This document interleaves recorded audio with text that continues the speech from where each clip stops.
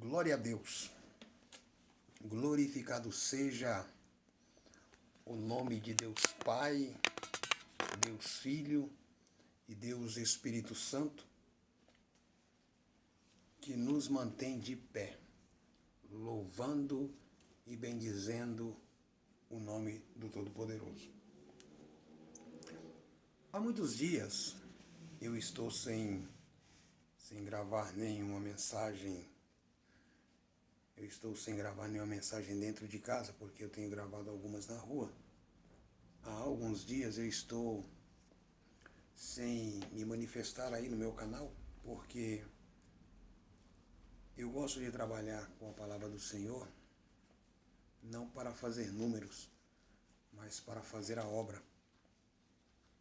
Cheguei da igreja há algumas horas e senti da parte do Senhor de trazer uma mensagem, para a igreja online, uma mensagem um tanto quanto conflitante. É aquela mensagem que mexe com o nosso elevo, com o nosso intelecto, nos faz buscar ao Senhor, orar a Deus, nos faz ler Bíblia. Para tentar, eu sei o que eu vou fazer, eu vou ler Bíblia para encontrar uma contradição na fala do pregador. Eu vou ler Bíblia para encontrar uma contradição na fala desse pastor. E isso é bom. Porque você não deve viver só com o que você ouve. Não, a Bíblia diz, e conhecereis a verdade vos libertará.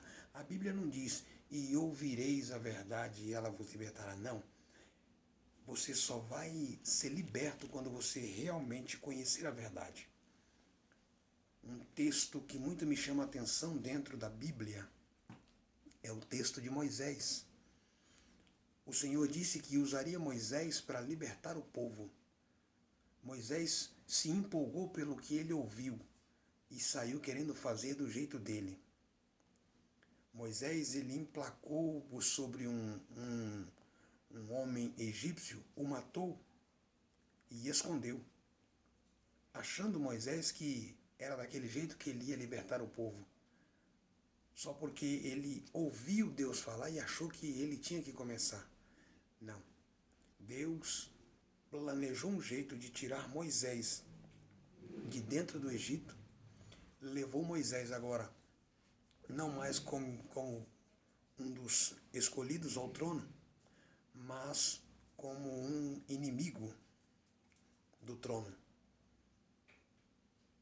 Colocou Moisés no deserto. Moisés saiu do Egito com 40 anos. Moisés voltou ao Egito com 80 anos. 40 anos de troca, 40 anos de lavagem cerebral. E Moisés ali foi conhecendo a Deus. Moisés ali foi buscando ao Senhor. Moisés ali foi dando lugar ao Senhor. Quando Moisés conhecera ao Senhor, Moisés agora volta para o Egito e o povo começa a oprimir a Moisés. O povo agora começa a oprimir a Moisés, querendo que Moisés explique quem é este Deus ao qual vai libertar o povo. E Moisés então se coloca na presença do Senhor e diz: Senhor, o povo quer saber qual é o nome do Deus libertador. O povo quer saber quem é o Deus que os libertará. E o Senhor fala para Moisés no capítulo 6, versículo de número 2. Falou mais Deus a Moisés e disse: Eu sou o Senhor. E isto deu a Moisés uma ênfase muito boa. Isso deu a Moisés uma ênfase muito maravilhosa, porque Moisés voltou ao povo dizendo que o Eu Sou havia enviado ele ao povo. E agora, pelo grande eu sou, haveria livramento. Então, nós temos que entender que existem conflitos em nossas mentes, existem conflitos em nossos dias, e nós não buscamos ao Senhor para nos livrar desses conflitos. Não, pelo contrário, a gente aceita os conflitos e acabamos por viver empatado. Eu não oro, ele não me preocupa. Eu não oro, ele não me prejudica. E isso faz mal ao crente. A necessidade do crente, ela só será sanada quando o crente começar a andar de joelhos. Vamos pensar nisso. A Bíblia diz, no texto, ora, escolhido por Deus, a mim nessa noite, a tentação de Eva e a queda do homem. No versículo de número 9, vai nos dizer a palavra do Senhor. E chamou o Senhor Deus a Adão e disse-lhe, onde estás? E ele disse, ouvi a tua voz soar no jardim e temi, porque estava nu e escondi-me. E Deus disse, quem te mostrou que estava nu? Comeste tu da árvore que te ordenei que não comesse? Então disse Adão, a mulher que me deste por companheira, ela me deu da árvore e comi. E disse o Senhor Deus à mulher, por que fizeste isto? E disse a mulher, a serpente me enganou e eu comi. Versículo de número 14. Então o Senhor Deus disse à serpente, porquanto fizeste isso, maldita serás mais do que toda a fera e mais do que todos os animais do campo. Sobre o teu ventre andarás e pó comerás todos os dias da tua vida. E porei inimizade entre ti e a mulher, e entre a tua semente e a sua semente. Esta te ferirá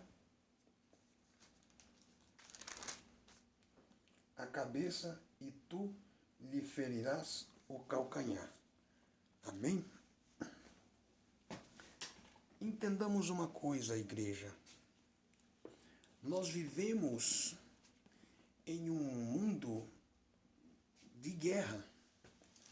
Nós vivemos em um mundo de conflitos. Nós vivemos em um mundo de dissensões, disputas. Nós vivemos em um mundo de competições. Nós não conseguimos ter um convívio amigável. Não, pelo contrário. Aonde nós estamos, tem sempre alguém tentando nos superar ou nos envergonhar. Quando não, somos nós tentando superar alguém ou envergonhar alguém. E isto tem nos colocado como inimigos uns dos outros.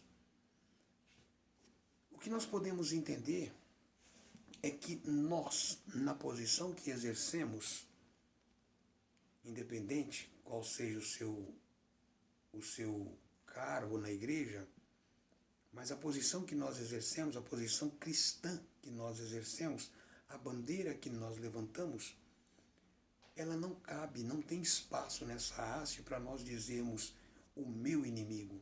Não. Eu não posso dizer o meu inimigo. Não. Eu tenho que dizer o inimigo de minha alma. Porque não sou eu quem sou inimigo dele. É ele que é o meu inimigo. A Bíblia nos chama de pacificadores em Mateus capítulo 5. Ela nos chama de pacificadores. Se eu sou um pacificador, eu não posso constituir inimigos. Não, eu não. Se eles querem ser meus inimigos, isso é um problema deles. Mas eu o tempo todo vou andar com eles, ou andar paralelo a eles, ou estar no mesmo espaço que eles, mas jamais me tendo como inimigo deles. Eu não. Então é bom que você pense bem, é bom que você reflita bem, porque talvez você possa querer encontrar aí uma falha desse que vos fala dentro das Escrituras, mas pelo que eu conheço da palavra, nós não vivemos mais pela força física, não vivemos mais pela força dos nossos braços, não. Agora nós vivemos pela força do Senhor Todo-Poderoso, porque Ele tem toda a força, todo o poder para aniquilar os nossos inimigos, se assim podemos dizer, né? Ou aqueles que se levantam contra nós, né? A Bíblia, ela vai nos dizer em Gênesis, capítulo de número 3, do versículo de número 9 ao versículo de número 15, que Adão e Eva abriram uma brecha para o inimigo. E quando nós abrimos uma brecha para aquele que se coloca contra nós, nós estamos dando a ele, estamos entregando a ele o direito de fazer acontecer coisas em nossas vidas através dos projetos deles.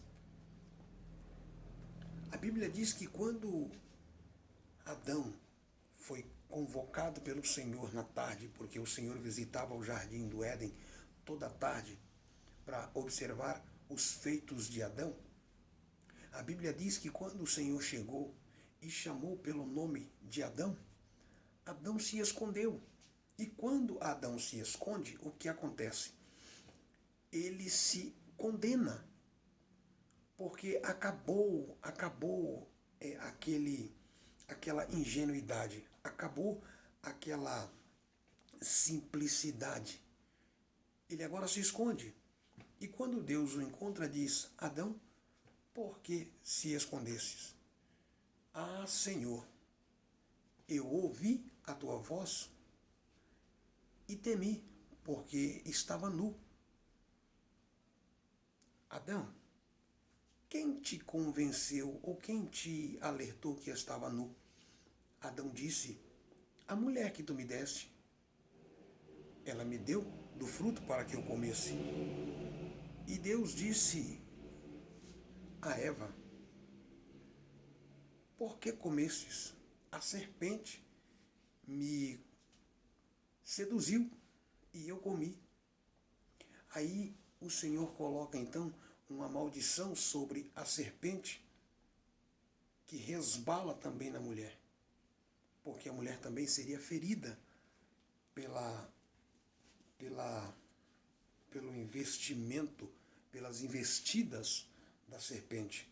Agora vamos entender qual é esta serpente. Tentativas da semente maligna de acabar com a semente divina. Foram muitas as investidas da semente maligna contra a semente divina. A guerra já estava travada no reino espiritual e esta batalha se materializava no reino material. Vejamos, após o pecado, Adão teve 2 filhos, Caim e Abel. Gênesis, capítulo 4, versículo de número 1 ao 8. De acordo com 1 João 3,12, Caim era do maligno e Abel era de Deus. Caim representava a semente maligna e Abel a semente divina. O tão esperado descendente da mulher poderia vir da linhagem piedosa de Abel. E por isso o adversário usou Caim para matar Abel, numa tentativa frustrada do maligno de impedir o nascimento do prometido descendente da mulher. Eva teve outro filho piedoso chamado Sete, e dessa linhagem veio mais tarde o descendente da mulher, Lucas, capítulo 3, versículo de número 23 a 38. A corrupção de todo o gênero humano foi outra tentativa frustrada do maligno de matar, impedir a vinda do prometido descendente da mulher. Gênesis capítulo 6, versículo de número 1 a 22, Deus proveu a arca para a salvação de Noé e a sua família. Jesus Cristo é a nossa arca da salvação. Ou seja, enquanto o homem anda tentando sobreviver na face terra, ele não vai muito longe. Ele não chega muito longe. Mas quando o homem se entrega a Jesus, quando o homem abre o seu coração e permite que o Senhor faça a habitação, ele passa a ser uma promessa. Ele passa a ser uma promessa do Senhor, porque ele agora é nascido da palavra. Ele agora é nascido do poder de Deus, e o poder de Deus é a palavra. Então nós temos que procurar entender esses termos. Deus Pai, isto é a minha ideia. Você não é obrigado a pensar igual a mim. Não, isto é a minha ideia. É o meu ponto de vista. Quando a Bíblia diz, honra teu pai e tua mãe, para que te prolongue os dias na terra, e isto é com promessa, quem é que pode fazer promessas dessa maneira? Somente Deus. E quem é que pode te dar a certeza dessas promessas? É a palavra. Então eu tenho que honrar Deus Pai e a palavra. Eu não estou colocando a palavra como minha mãe, não. Mas eu estou colocando a palavra na posição materna. Porque a palavra é a que me esclarece. Vamos assim. Dentro de uma casa, o pai sai para trabalhar. Quem é que educa os filhos? O tempo todo, mais tempo que o pai. Quem é que educa os filhos? É a mãe. Deus está operando, Deus está no campo, Deus está fazendo a obra, Deus está salvando, Deus está curando, Deus está trabalhando, Deus está fazendo. Eu estou lendo a palavra de quem? De Deus. E eu estou lendo aonde? Dentro de casa. Compreende? Então é meu pensamento, é a minha maneira. Eu penso dessa maneira. Você não é obrigado a pensar. Mas agora eu sou nascido da palavra. Porque eu sou um projeto de Deus. Aleluias. A corrupção de todo o gênero humano foi outra tentativa frustrada do maligno de tentar impedir a vinda do prometido, descendente da mulher. Gênesis capítulo 6, versículo de número 1 a 22. Deus proveu a arca da salvação de Noé, proveu a arca para a salvação de Noé e sua família. Jesus Cristo é a nossa arca da salvação. O infanticídio que provocou a matança de muitas crianças israelitas do sexo masculino no Egito, por decreto de Faraó, foi outra tentativa frustrada do maligno de impedir a redenção da nação de Israel da escravidão do Egito, para que o descendente da mulher não viesse. Êxodo capítulo de número 1, versículo de número 15 a 22, Deus proveu o cordeiro da redenção. Êxodo capítulo 12, verso 12, versículo 13, e Moisés foi preservado e escolhido como um libertador de Israel. Êxodo capítulo 2, versículo de número 1 ao 10, e Êxodo capítulo 3, versículo 1 ao 22. Veja só, Deus, ele conseguiu proteger todas as crianças do sexo masculino de 2 anos abaixo. Mas espera aí, meu pastor. E as meninas do sexo feminino seriam feitas de quê? Elas cresceriam e seriam usadas em prostíbulos. Tem final ruim para todo mundo na vida do maligno. Tem final ruim para todo mundo. As meninas seriam usadas nos prostíbulos para trazer benefício aos seus senhores. Mas o Senhor, Ele preservou a todos, o Senhor guardou a todos, o Senhor sustentou a todos para que estivéssemos aqui louvando e bendizendo o nome dEle. Nós somos descendentes de Abraão. Somos descendentes de Abraão. Ah, mas espera aí, muita gente fala que nós somos descendentes de Adão. Sim, mas entra na história genealógica. Entra na história genealógica e você vai ver aonde é que nasce a nossa descendência. Por que nós somos descendentes de Abraão? Porque Abraão é o pai na fé e nós vivemos pela fé. Glória a Deus, aleluias. A destruição de uma parte da família real de Davi pela ímpia rainha Atalia foi outra tentativa frustrada do maligno de impedir a vinda do descendente da mulher. Segundo Reis, capítulo de número 11, versículo de número 1 a 21. O infanticídio patrocinado por Herodes foi outra tentativa frustrada do maligno de eliminar os descendentes da mulher que havia acabado de nascer. Mateus 2, 1, 23. A mesma ordem que foi dada lá no Egito por Faraó, agora se repete no Novo Testamento, quando o menino Jesus nasce. Sejam mortos todas as crianças masculinas de 2 anos abaixo. Era a mesma ordem. Só que por homens diferentes, mas o maligno era o mesmo. O descendente da mulher vence o grande conflito e fere a cabeça da serpente. Depois de muitas tentativas frustradas do maligno de impedir o nascimento do descendente da mulher, Jesus Cristo veio e venceu o grande conflito com a serpente do Éden, ferindo-lhe a cabeça. Vejamos, Jesus Cristo é o descendente prometido que veio nascido da mulher. Gálatas de número 4:4. Jesus Cristo venceu a antiga serpente que se chama Diabo e Satanás no deserto.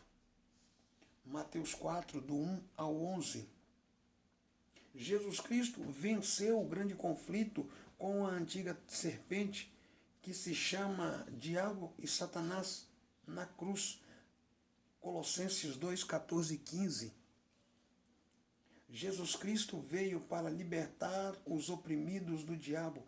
Atos 10, 38.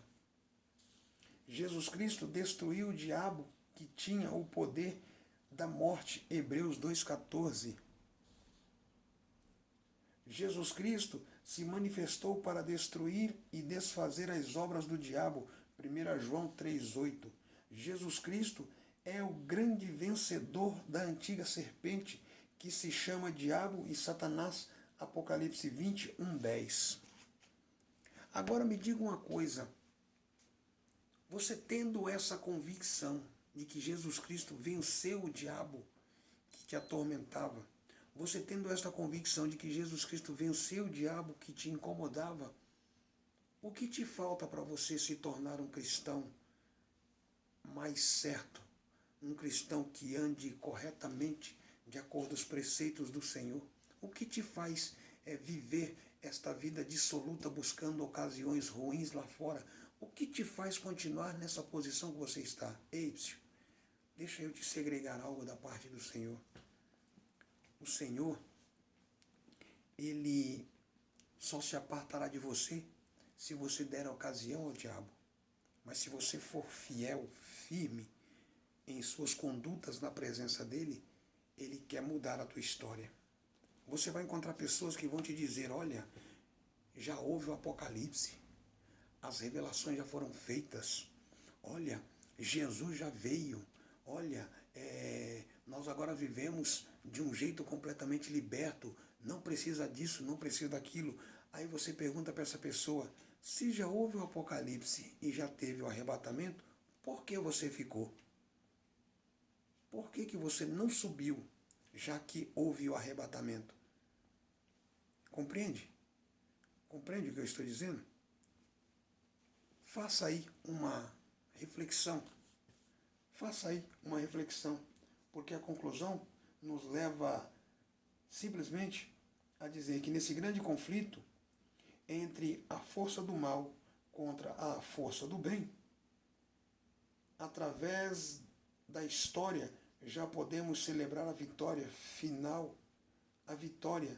final de Cristo contra todas as forças do mal e viver uma vida de triunfo. 1 Coríntios capítulo 15, verso 57 e 2 Coríntios capítulo 2, versículo 14 e Apocalipse capítulo 17, versículo de número 14.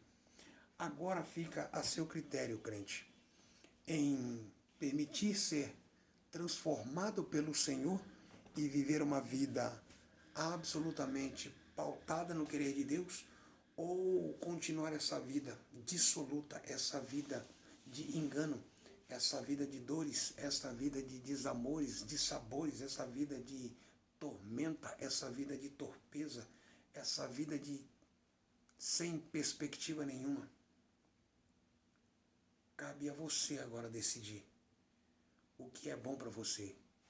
Continuar nessa vida ou aceitar a Jesus Cristo e permitir que Ele transforme o seu dia a dia e faça de você uma nova vida.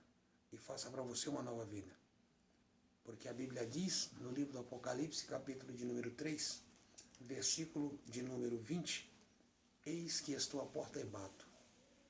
Se alguém ouvir a minha voz, abre a porta, eu entrarei em sua casa, cearei com ele e ele comigo. Ouça a voz do Senhor, porque Ele tem muito a acrescentar na tua vida. Amém? Curve a sua cabeça, eu quero orar por você. Soberano Deus e maravilhoso Pai, nesse momento, Deus querido, eu entrego, meu Senhor, esta pessoa que está assistindo este vídeo.